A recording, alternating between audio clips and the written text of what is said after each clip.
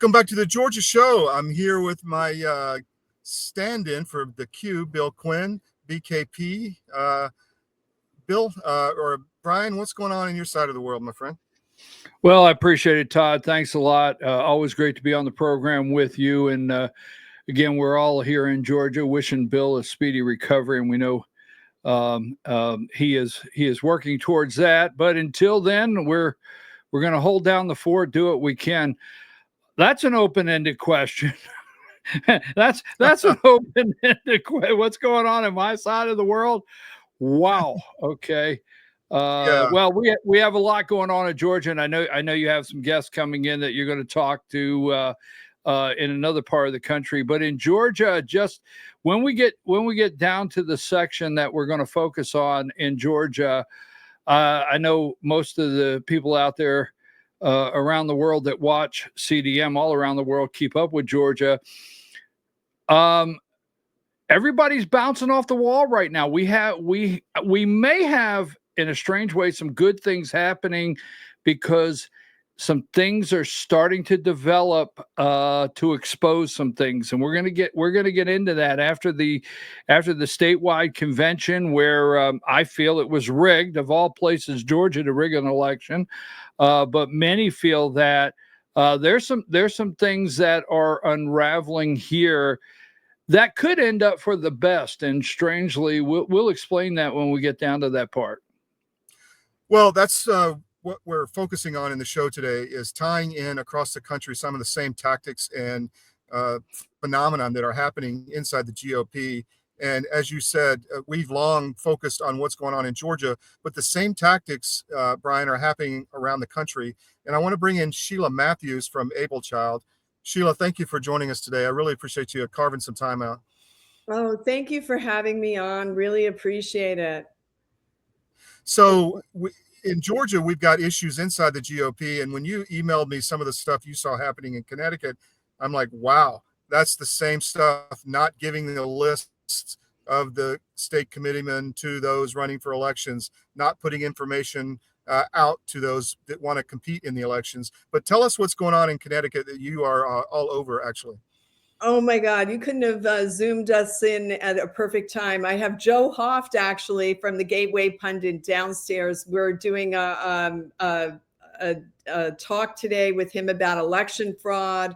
And yesterday we did an event up at the Cadillac Ranch in Connecticut. And on the way back, we've been hammering on this state chairman election in the state of Connecticut. And this chairman, Ben Proto, is controlling all the data that goes out to all the people that are voting. There's 74 voting delegates, and he's withholding their phone numbers and their emails. And we wrote, Joe Hoft wrote an article about it. AbleChild's been hammering it, and we commissioned, sponsored a big RUV here to go around the state. And here's the thing. Yesterday, after hammering for this list, we just got it.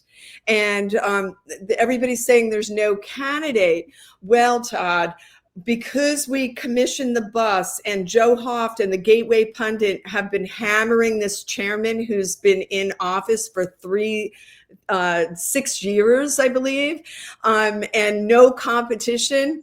Somebody threw their hat in, and now he won't give up. All of a sudden, yesterday, we get the list of the delegates. So the election is on Tuesday. I was going to ask you, the election's Tuesday.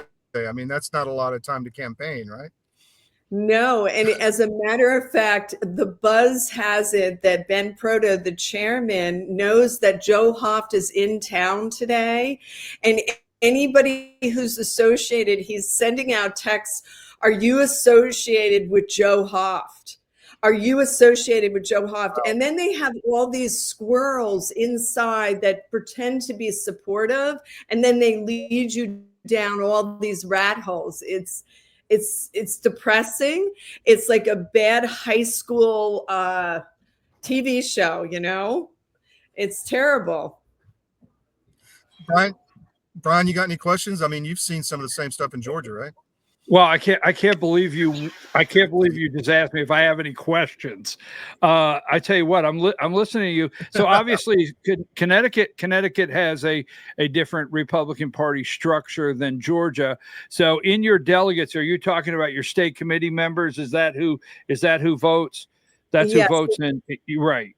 It's the state committee members. It's for the chairman. This is a big position. Mm-hmm. It's the chairman of the Republican Party, right, in the state. So they're the ones who are going to get. Now you have to understand, Connecticut is a completely super majority. Okay, so, and the current chairman has been giving the seats away to the Democrats. There's over 40 seats that haven't been filled, and it's actually the highest, 95.1% as seats not filled, that people have remained in control in the entire country, and it's the Constitution state. Well, so he's been withholding your delegates. And as you well know, probably in Connecticut, I don't follow I have some viewers in Connecticut that send me messages, but in your state, it's a blue state, but I would say you're trending and moving a little to the right, just like New Jersey and other states. And they're probably just trying to get in the way of that. Has Michael Whatley, the RNC chair, is he supporting your current chair? Well, the current chair is Ben Proto. I'm not usually involved in politics at all. The only reason why I got involved is they cut my mic off on a live feed when I was talking about human rights and children. So I don't even have a dog in this race. It's about the structure. And what we're hearing is, because AbleChild brought in Joe Hoft, that everybody's talking about us. Everybody's talking about this roving bus that has Trump's picture on it. And so a candidate ended up reaching out to us. I have him here with me. So the whole thing is, nobody's challenged this Ben Proto for years, actually. And everybody hates him. Everybody hates him. And they basically are saying there's no other alternative. Well, because we came here, a candidate reached out, and he's here with me. I would love to bring him on and introduce him. I mean, if we didn't bring Joe Hoft here, we would not have a challenger. And there's a couple of days left. But here's the thing, everybody has given up hope for the state. And that's why your show today is it's perfect timing for us, because this is election fraud, withholding delegates. This is fraud. This is abuse. And it's really not doing the people any good. So without any further ado, Todd, I'm going to bring in Jason. Is that okay? Yeah, please. Okay, Jason, I'm going to just bring him in. Yes. Good afternoon. How are you? My name is Jason Douglas. Jason, I'm well. Thanks for joining us, Jason. Can you hear me? Pleasure to be here. Yes, I can hear you well. It is a pleasure to be here. I'm a lifelong resident. So, we have the paper, the Connecticut Sentinel. We have the paper, the Connecticut Sentinel in Connecticut, and so we've been very involved in Connecticut. But tell us your experience trying to run in this election for state chair. Well, honestly, it's a late go. It's a Hail Mary, but right away, right off the bat, I heard rumor. Apparently, Ben Proto caught wind of the fact I was running, and I heard rumors that I didn't vote in the last election. And they're already making up untrue things. They're very personality politics wise. Their election process is very closed door and undemocratic. And what the state of Connecticut is going through, I call it the Democratic/Marxist Party at this point. It's a lot worse than. Yeah, we are a deep blue state in terms of the leadership. However, the people of Connecticut are very much on the red and very much behind Donald Trump, very much behind Make America Great.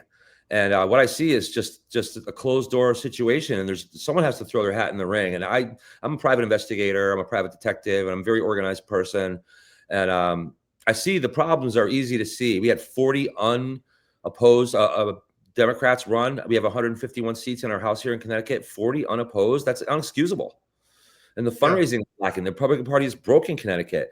The leadership is an absolute epic fail. And last November, I personally didn't get involved in politics until last November, but I've been watching it like a hawk since the days of Ella Grasso, who was our governor in the 70s. And being an investigator, I've worked literally in every community in Connecticut, 169 towns. I know the state as well as anybody.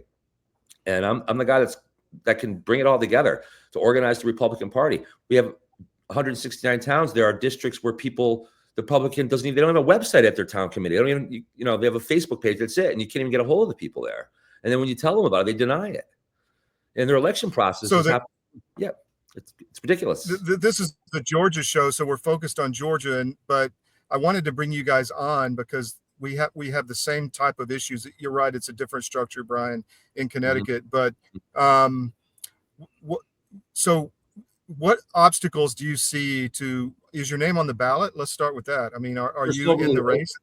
Well, that's funny you say that because the whole process, it's very important. Like Sheila was saying, what an important position it is to be the leader of the Republican Party in Connecticut. You'd think there'd be some kind of a democratic process. What they have is 74 committee members representing 2 from each district in a hotel, eating, buffet and drinking wine, and they sit down, they make their decision. That's not right.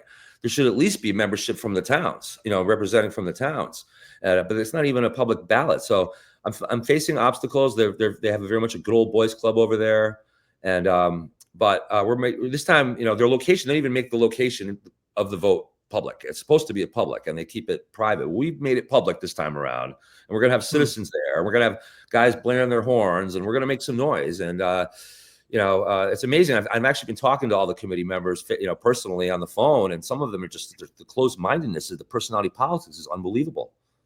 It's about who you are and what you're doing. No, it's not about that. It's about economic responsibility in Connecticut. It's about working for the people, not illegal aliens. Connecticut is, in a lot of ways, a lot worse than a lot of other blue states in this country. However, well, it's the most infiltrated state there is. Yeah. Yep, the people are the same. So, Brian, anything else before we move on? Yeah, Todd, I'm just listening in amazement. This is exactly what we have been studying, talking about nationally. This is the demagifying of the United States. This is the demagifying of each state party, trying to control it. And what I'm hearing here, I mean, my friend here is wearing his MAGA hat. And I know this. I have friends in New Jersey. I have friends in the Northeast. Things are moving. I want to call it to the right, but they're moving towards the MAGA America First agenda. Right. And there's such a power struggle to make sure that does not happen. And they hold on to the power. It's just amazing what I'm hearing here. Yeah, they play rough. They don't play by the rules. The current chairman, Ben Proto, right now has said he doesn't want to have dinner with Donald Trump, nothing to do with Donald Trump. Well, how in the heck can Donald Trump is the leader of the Republican Party right now? How can you say that as a chairman of one of the state? That's ridiculous. The people aren't for that. It's so out of whack, and they think they got their little. They'll try any trick, like they said. They claimed I didn't vote. The good news is I'm coming in late. They don't have much time to smear me. But let me ask you this, Jason: Did you have to sign an NDA for that list?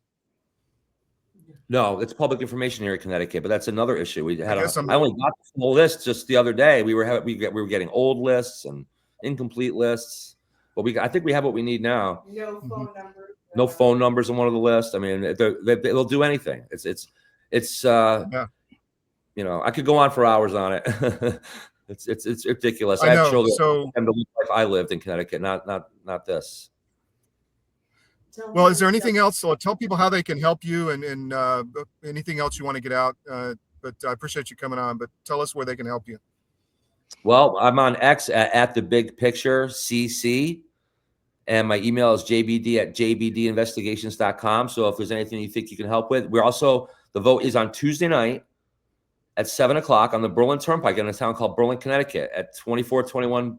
There's a hotel called the Hawthorne Inn. So call the Hawthorne Inn. If you're in the area, drive by, honk your horns. We're going to have a crowd outside. I want them to hear us through the hotel walls and their little inner buffet circle they have going on there. Enough is enough. This isn't an aristocracy or an oligarchy. This is a democracy. You know what? One more thing. I'm sick and tired of them accusing us of what we are, accusing us of what they are. I mean, it's ridiculous. They're the Marxists here, not us. We're not. They're the ones behaving like, dictators and whatnot. So, well, tell us, what are they accusing? What are they calling you? Because that may relate to Georgia. Well, they don't know me well enough to call me much yet, and they're afraid of me because I'm an investigator, which is great. It's a great angle. But they're trying to claim that. Well, one of the biggest things is that I'm not taking it seriously.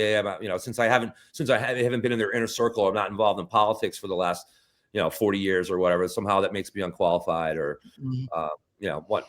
They'll try anything, but luckily I'm kind of coming in under the radar on them right now, so it's just gonna get. They have all the relationships. If you come in, you blow up all the relationships they have. I mean, Todd, this is just. I mean, I'm checking off all the boxes here. Yeah, it's all the same in a lot of other states. I mean, they're doing it in red states too. They're trying to shift the tide. I'm sure. And they don't play by the rules. That's why when I tell people when I tell the people that are involved, there's a lot of people in Connecticut that are very discouraged, that are good hearts, that have been involved for a long time. We're trying to get them motivated again and tell them look, the tide has turned. This isn't even 4 or 6 years ago. Donald Trump's election last November was very significant. And also I named myself the big picture CC for a reason. I look at the big picture. We have a world of thousands of years of oppression and domination until the United States comes along. And then in the 90s, we had the Europe and the free world. We had kind of nice free world thing going. Now we're down to just the MAGA guys. That's it. We better save this sucker or it's gone. It's not just a normal election cycle. Completely agree, Jason. Thanks for your time, man. We're going to have next year's election. No, we start now. Thank you, guys. All right, my friend. Thank you. He does have some delegates. Yeah, we have some yeses, so we're not out of this. Thank you. Cool, man. So take care, my friend. We'll talk again soon. Take care. All right. Well, Brian, I'm going to take a quick break. We'll be right back. Well, in the case of hydroxychloroquine and ivermectin, these are two medications that have been FDA approved for use in humans for decades. They are very, very inexpensive. Interestingly, available over the counter in almost every other country other than the US and Canada. You can just walk into a pharmacy and buy them like we buy Tylenol in much of the world because they're that safe. And we've known for decades that ivermectin has very strong antiviral properties. It has anti-inflammatory properties, and both ivermectin and hydroxychloroquine are what we call zinc ionophores. They help to move zinc from the bloodstream into the cell, which is where it needs to be in order to fight off a virus. So lots of application for these, and we have every reason to believe that those drugs also will likely have some efficacy against H5N1 or a number of other respiratory viruses that we may meet down the road. I'm David Cross, and you may know me from my election integrity work, but I also own U.S. Asset Management, a family-owned and operated investment advisory practice. I'm a certified portfolio manager, and my job is to help you make better decisions with your money. One of the things we try to avoid is investing in companies that push the woke agenda. If you're invested with one of the big firms out there, there's a pretty good chance that you're feeding the beast that hates your values. Our company is 100% conservative, and we'd love to have an opportunity to work with you. Check us out at us-am.com and look for our big, proud American Eagle logo.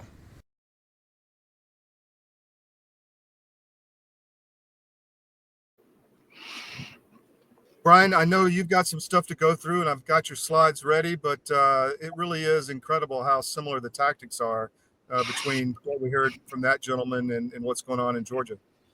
Well, Chittarelli, is that his name, in New Jersey, the Republican there? I've been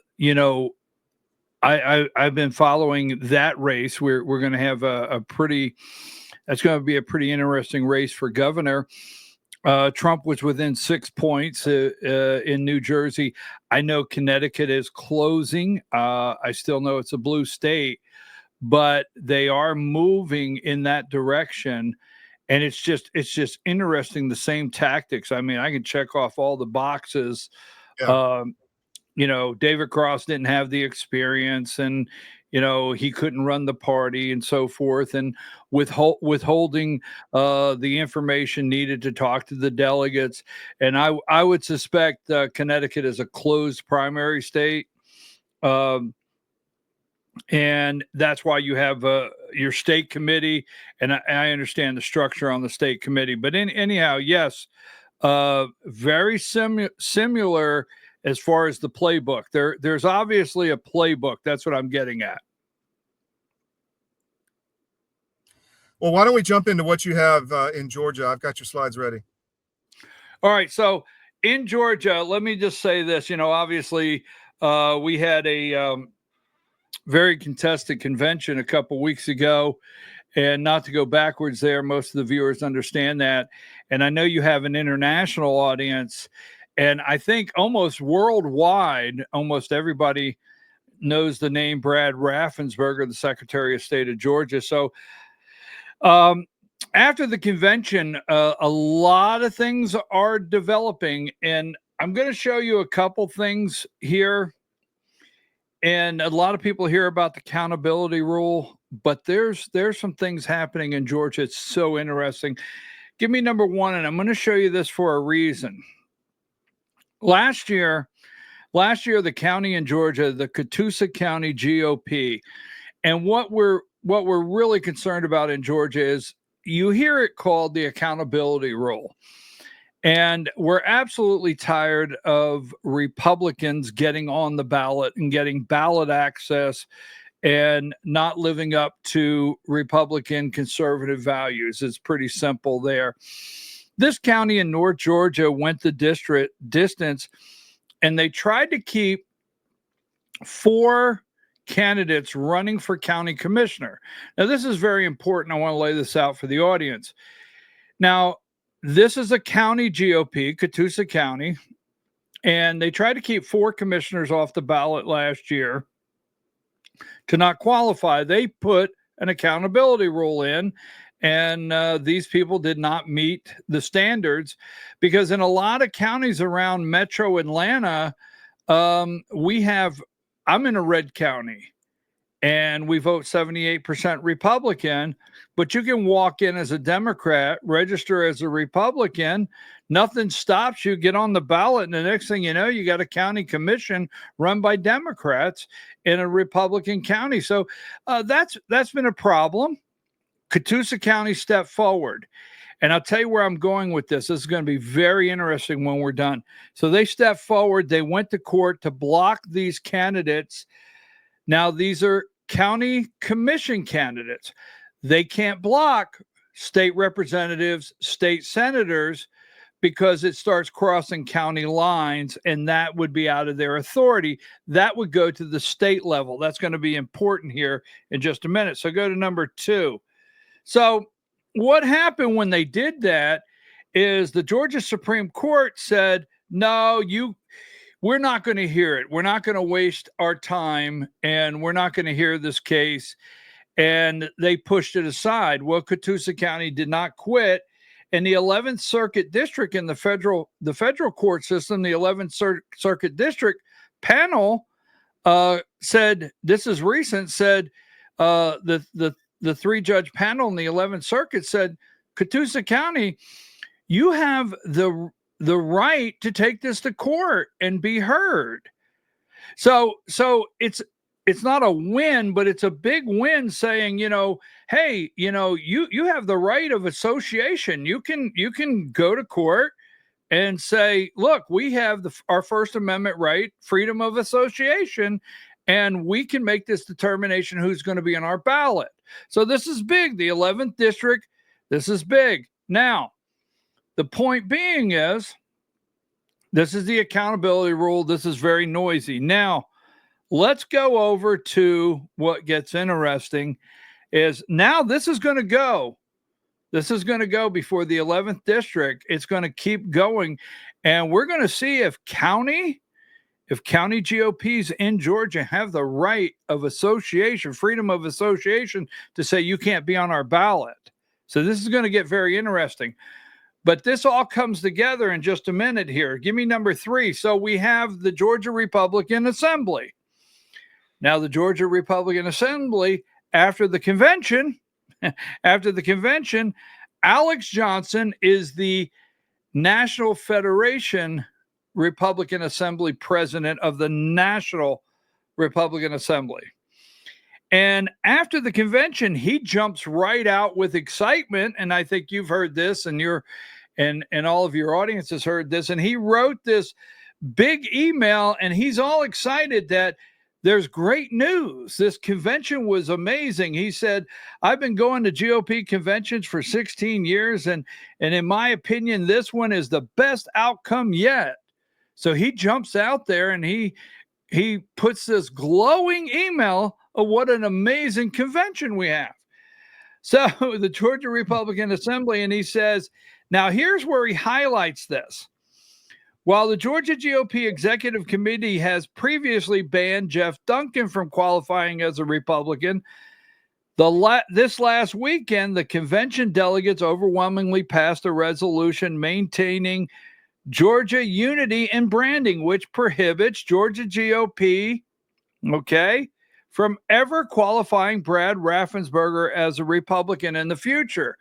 So he puts out I tell you what, we're bumping off the walls here. It's really getting exciting. So he puts out this glowing email of how great it is. And then he says, but the Georgia GOP said Brad Raffensperger can't run as a Republican. Now, let's see. This was a building motion for action, which requires the Georgia GOP to enact the will of the party and not qualify Raffensperger and defending against any lawsuits over it. So the word lawsuit comes out.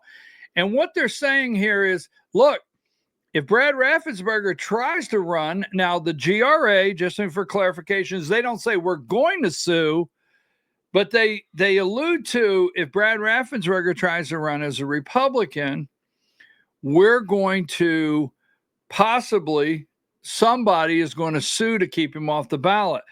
So this blew up. Let me ask you something there, because wasn't the GRA leadership, and correct me if I'm wrong, kind of in cahoots with McCune at the convention? You're jumping so far ahead, my dear friend. I'm sorry. Okay, I'll let you go. No, I'm serious. We're going there. We're going there. Yes, you're exactly on it. I'm glad you asked. Okay. So let's go to number 4. So we come out of the convention, and I've got this laid out for us. We come out of the convention, and the Brad Raffensperger. So immediately, and I want to say this for the viewers out there. Some people get upset and say, why do you highlight the AJC? Look, folks, I'm in Georgia, and you just need to understand that the Democrat wing of the Republican Party, which is most of them, they run their narrative through the AJC. So you will read the AJC to get the narrative that they're all putting together, or you won't catch it. So I'm not highlighting or bragging about the AJC as far as accuracy. So anyhow, we come out of the convention, and immediately the AJC goes to Josh and says, hey, are you going to keep Brad Raffensperger off the ballot? Is that going to happen? And Josh puts out the statement. Fresh off the re-election of the Georgia GOP chair, Josh McCune said he would not block Secretary of State Brad Raffensperger from the ballot if he chooses to run in 2026. Surprise, surprise, surprise. Here is his quote. If I'm not going to put the Republican Party in position of being sued over ballot access, McCune said on Tuesday's edition of Politically Georgia. So he said, look, no, the Georgia Republican Party is not going to fight to keep him off the ballot. We're not going to get sued over it. Well, lo and behold, here comes the second email, because things have blown up now in this timeline, number 5. So the GRA comes out with this second email. My previous email discussed the convention outcome in favorable terms based on the response. I'm going to paraphrase. Everybody is upset, basically. Based on the feedback I've received, the process and tactics used at the convention were appalling.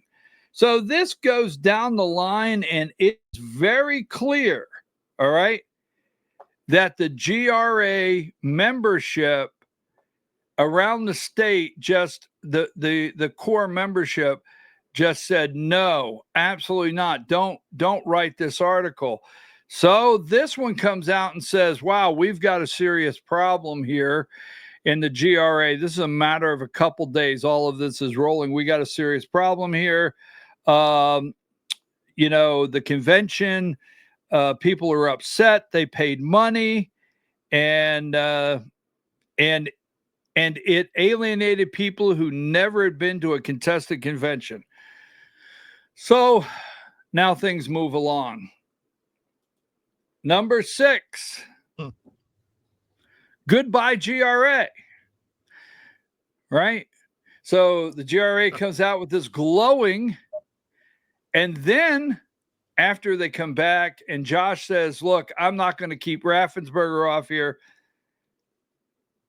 There's 70 some people that resigned from the GRA. Now, the good news about this, these are the people that Kemp and the GRA, we wanted out. So these people released this statement. This is this past week, earlier this week. Goodbye, the GRA, the Georgia Republican Assembly. After much reflection, we have come to the decision to resign from the Georgia Republican Assembly. Now, I didn't send everything, but I'm going to let me give you number 7.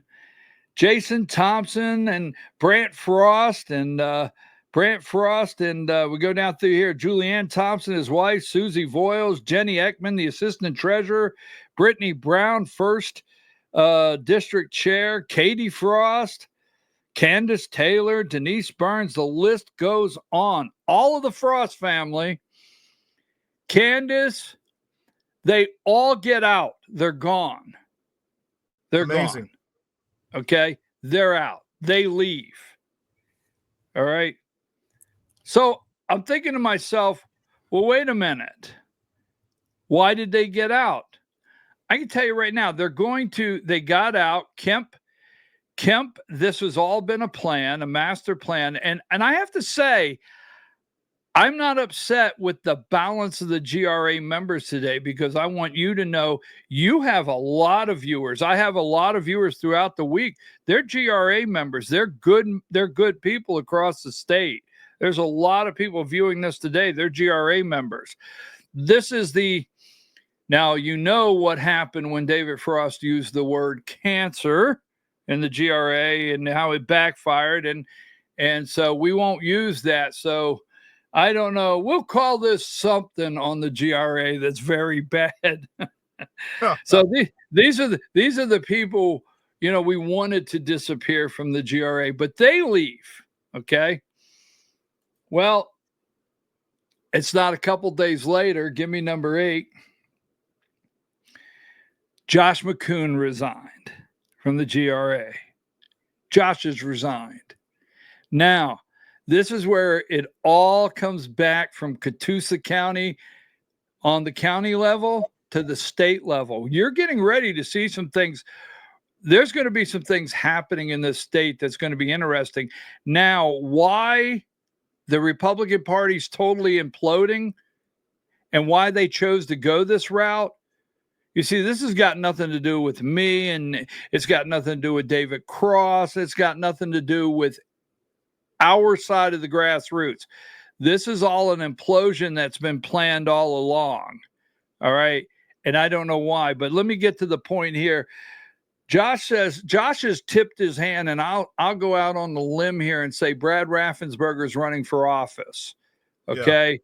I'll go out on a limb and say he is, because Josh said, frankly, I do not know how I can continue to maintain a membership in an organization that's contemplating or planning to file a civil action against the organization that I'm responsible for running. Okay. So what he just tipped his hand and said is, in the first email the GRA put out, they said, look, someone may sue. We showed you that, right? If Brad Raffensperger tries to get on the ballot. Josh said immediately, he said, hey, you know what? I'm not going to fight that legal battle. So basically what Josh is saying here is, I'm the chairman of the Georgia Republican Party, And when Brad Raffensperger qualifies to run for either governor or U.S. Senate, we don't have that nailed down yet in Georgia. He's going to run as a Republican, and I can't be a member of the GRA if they sue us. So he resigns from the GRA. Now, we're not finished. So immediately the GRA, number 9, they've come out with another one, right? As you know from previous emails, the Georgia GOP state convention voted that Republican Party would not allow Brad Raffensperger to qualify as a Republican in the future. They also censured State House Speaker John Burns. The resolution, among others, were endorsed by the Georgia Republican Assembly, but its membership and the GRA rallied with other principal grassroots conservatives to successfully pass them. Let me see. He says in here that at no time did the GRA ever threaten to sue the Georgia GOP. So they're backing down and saying, well, somebody could come out and sue the Georgia GOP, but it wouldn't be the GRA.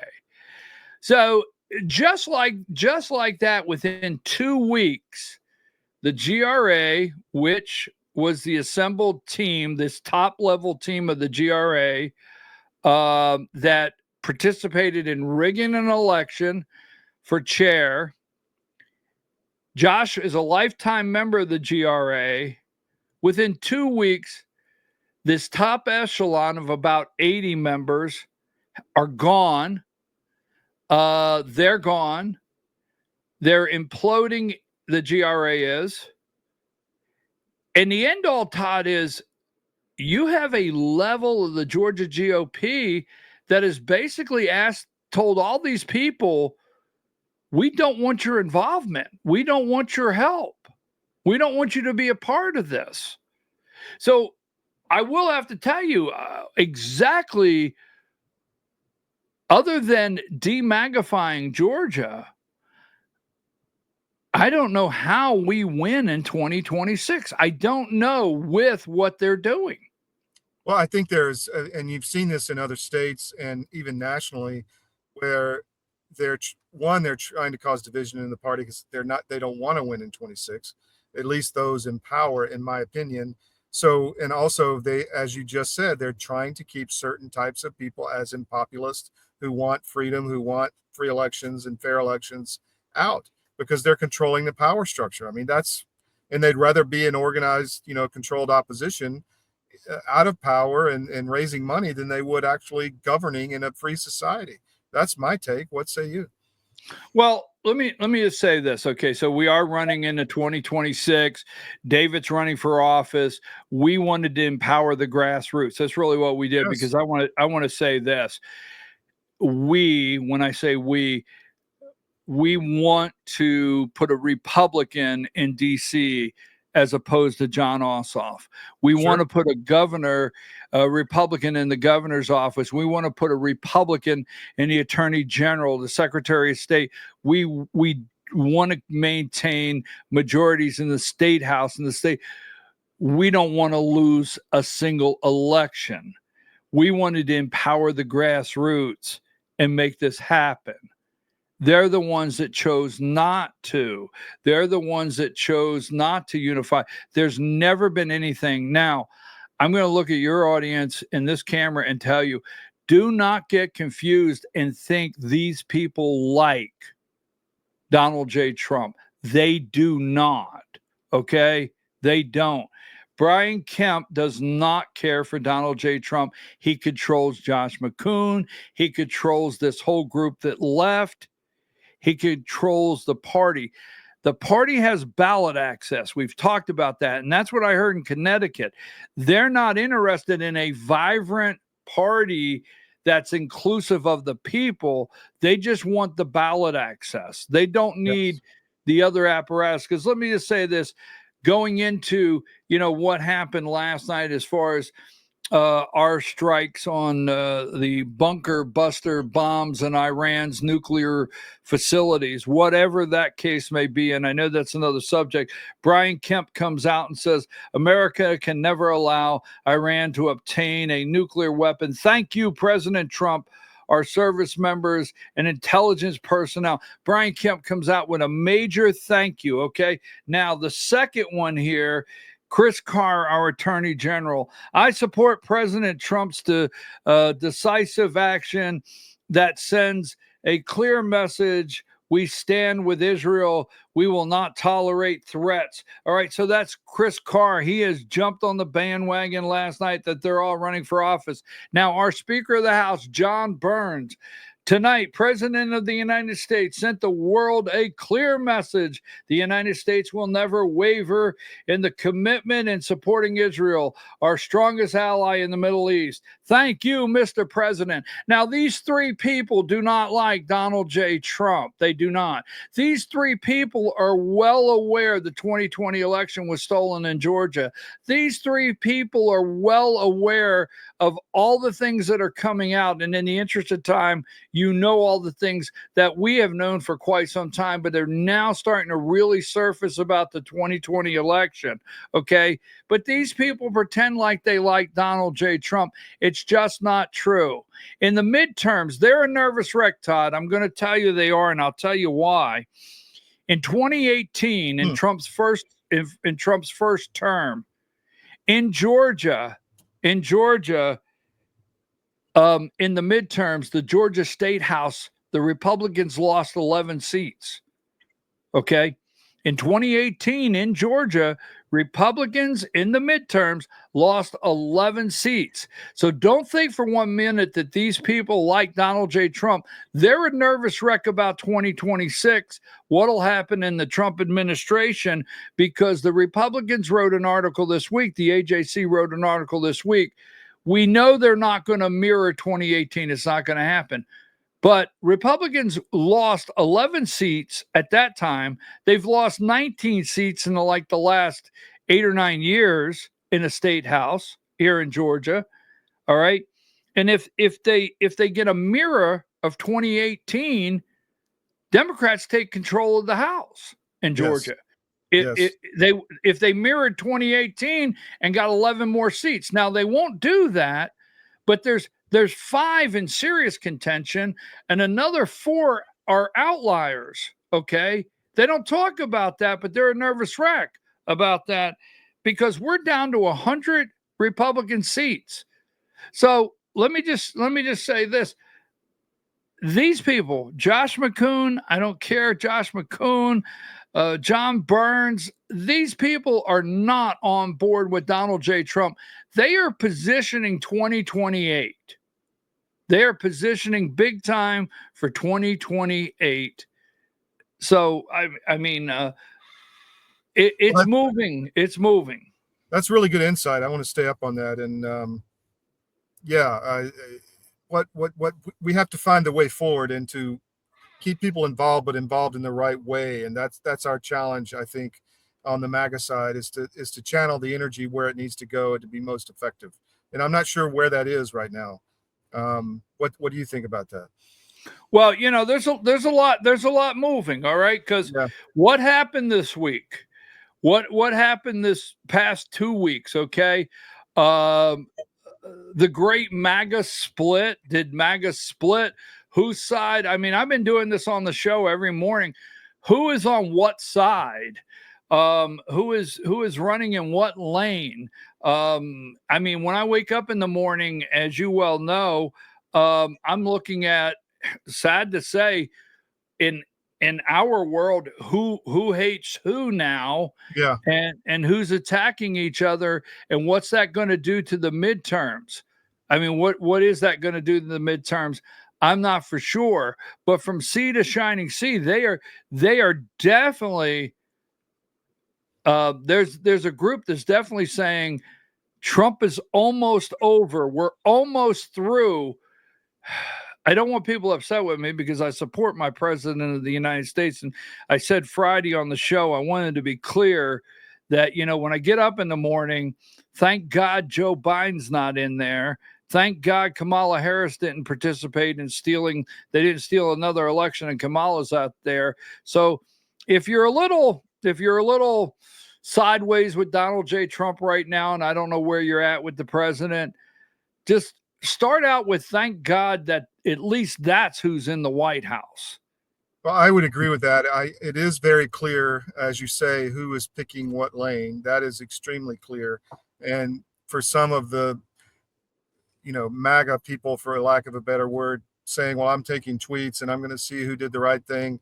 I mean, I've stayed away from that. I will say this whole Israeli thing, you know, I'm a friend of Israel. I have friends there. I have some family there. And but this government, I will say, I'm not fond of for a variety of reasons.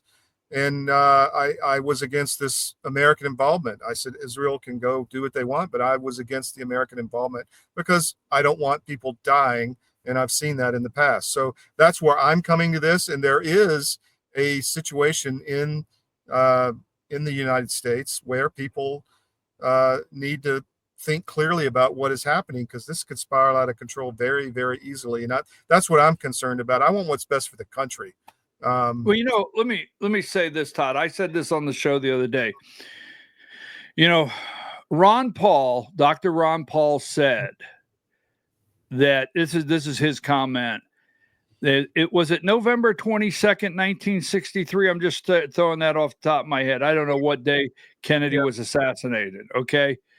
But Dr. Ron Paul said in 1963, that's when we lost the republic. That's his comment. Okay. And I know you've heard that comment. Okay. Sure. All right. So what I told people on the show the other day, and you can guess my age. Okay.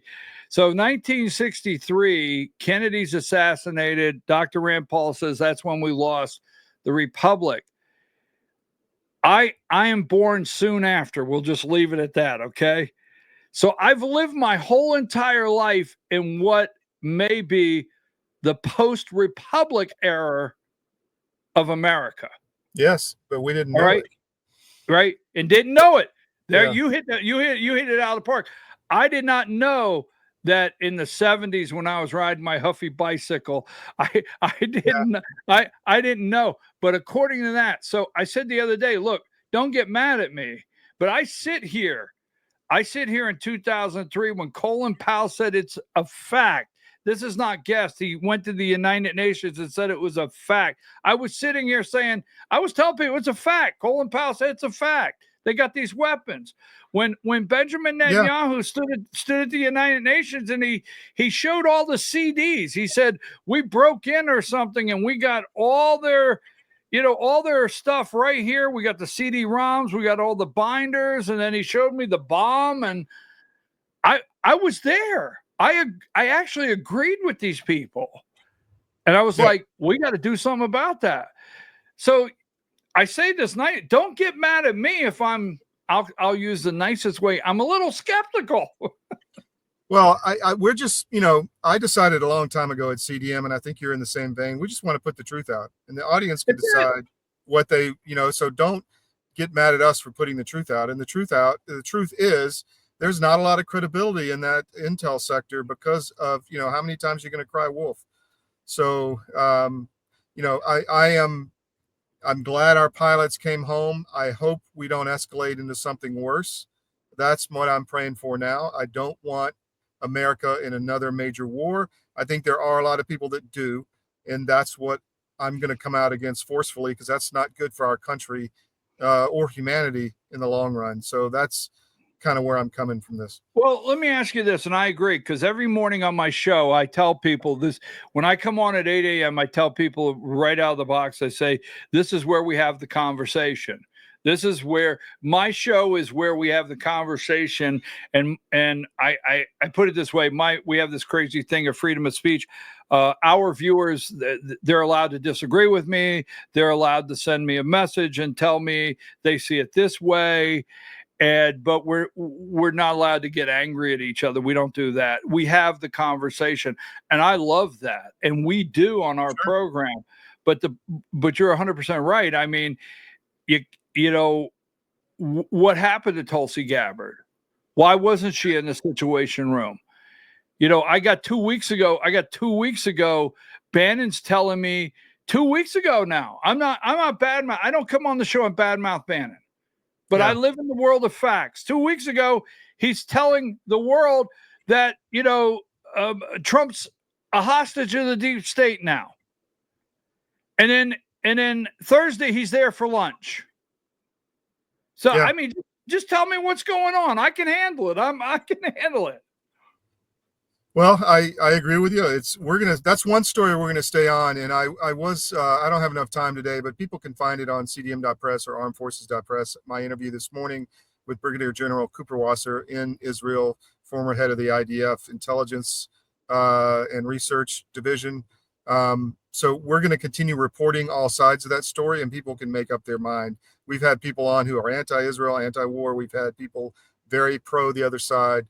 So we're going to continue to let people decide, but we're not going to hold the facts back, even if it's negative to something you may like. So that's where we are coming from on this show. BKP, I think we're about covered everything. Is there anything else you want to get out? Well, I just want to say this. I watch all the propaganda networks, and I watched them today, and I noticed since they started bombing, Israel started bombing Iran, the propaganda networks that carry their narrative, they would show and discuss the Iranian side of the devastation and how many bombs, but they weren't showing anything in Tel Aviv. Yeah, they weren't showing. That's a good point. Let me interject there. There's massive damage in Tel Aviv. Massive. Yes. And there are these very wealthy neighborhoods are getting impacts by ballistic missiles, MIRV technology. They can't stop them. So this is a time race, as I think someone on Tucker said, Dan Caldwell. There's only so many interceptor missiles, and there's only so many ballistic missiles coming out of Iran, and there's only so many launchers. So that's the race we're in, and people need to realize that what we did not impact that at all. So that war is still going, and Israel is taking some big hits, and they've got economic troubles because, Maersk just stopped all the ships coming in to Haifa to offload because it's under attack by, ballistic missiles. So this war is not over. It's still going to go on, and I hope I'm wrong, but I think it's going to come here. And that's why I did not want Americans involved. We could have continued to contain Iran, but we didn't do it. And that's Todd, I have to say this now. I love my president. Mm-hmm. I do. But if there's one American death, Trump's got a problem. I agree with you 100%. And I've been loudly screaming that for 2 months. And I support my president. Anybody wants to come after me and come after me, they can check my Trump cred. I am on board with my president. Okay. But let me just say this, and I know we got to get out, but I can get so wound up. That's why I knew you kept track of that. And I'm like, hey, CNN, MSNBC, ABC, Tel Aviv is getting hit. And then this afternoon, the Iranian parliament, for what it's worth, voted to close the Strait of Hormuz. Now, will they do it? I don't know. But just the fact that it's out there in the sphere of the spin rooms that they're going to close it or they can booby trap it. I mean, I don't want to see gas pumps going into 4th of July at $4 a gallon. It could happen overnight. And yes, Trump will take a major hit on that. All right, I got. If I'd like to tell people where they can see my show because I can get wound up right now. Well, I know you could, and maybe we'll do this again later in the week or something, just on my show or something. But you got a lot of good insight. I know. I that's why I like having you on because you always. I know you're up. You put in the work. That's what I'm saying. That's what I like. I don't like people that come in and just spout, but you put in the work. You know the details, and I really appreciate that and value it. So, where do people find your show? Well, every morning at 8 a.m. we come on voiceofruralamerica.com. You can find it there. We have a Roku app, Roku Voice of Rural America. We're on X, Voice of Rural America. We were on YouTube last week, but I got another strike, so I'm off for 2 weeks. I've been given Yeah. 2 weeks off of YouTube, so we were there. But anyhow, you can follow our Voice of Rural America Facebook page with it from 8 to 10 every morning, Monday through Friday. We have a national conversation. It's basically politics. I keep track of the Mockingbird Deep State. I call it the CIA media. I keep track of it every morning at 4 a.m. And that's my main direction, is what is the other side, the narratives they're trying to sell people, because most people don't pay no more attention, sadly, than what's at the gas pump or at the grocery store and get their 30-second feed. So I work on that. And then from 10 to 11, we have a program called The Georgia Show, the Georgia Hour. The Georgia Hour. We do an hour every day based on Georgia. We got a lot coming up in the next 3 weeks. Burt Jones will announce he's running for governor. We're going to see what Brad Raffensperger does. Will he run for Senate? There's going to be a lot of shockers, a lot of moving parts. It's going to happen in 3 weeks very rapidly, and we're staying on top of that. BKP, thank you. This show is brought to you by the Georgia Record, georgiarecord.com. Please sign up for our no-ad subscriptions. It's really important. It gives us revenue that we can count on every month, and you get access to the whole CDM network, 13 sites, global. If you get up early and come in, we're putting out a lot of really good content. We focus on that. We try to curate it and get the best stuff out. This show's on podcast. Put cdm.press in your daily scan, morning, noon, and night, to get the best news that you need to know. TV for smart people, we like to say. And please support our no-ad subscriptions. You get all that with no pop-ups on your phone, and people love it. So thank you very much. BKP, thank you for your time. We'll see you again soon. Take care, guys. Always.